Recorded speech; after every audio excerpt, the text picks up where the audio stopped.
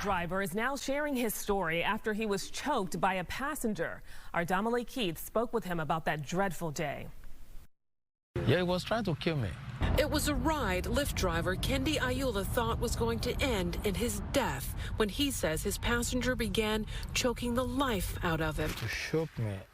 Ramiro Vila is now charged with aggravated assault. I told myself, okay, let me just fight for my life.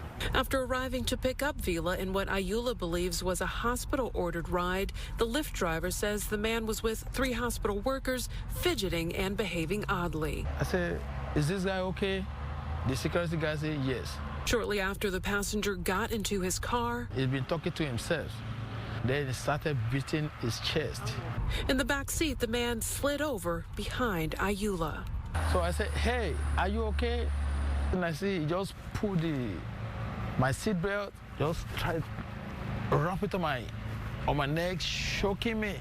Going 65 miles an hour on Highway 290, the Lyft driver says his passenger was choking him so hard his nose and eyes began to run, and he tried getting his fingers underneath the seatbelt.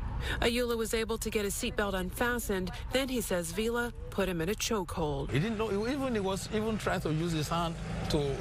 After pulling to the side of the road, he says Vila kicked the back window until the frame popped out. Then he says his passenger kicked this dent in his vehicle and opened the trunk. What do you think he was doing back here? Oh, I think he's looking for a weapon. Investigators say Vila ran to a house, began yelling and trying to get in. This is video of Vila being arrested after the odd ordeal that Ayula, who's scarred in several ways, is grateful to have survived. It was really scary, really scary.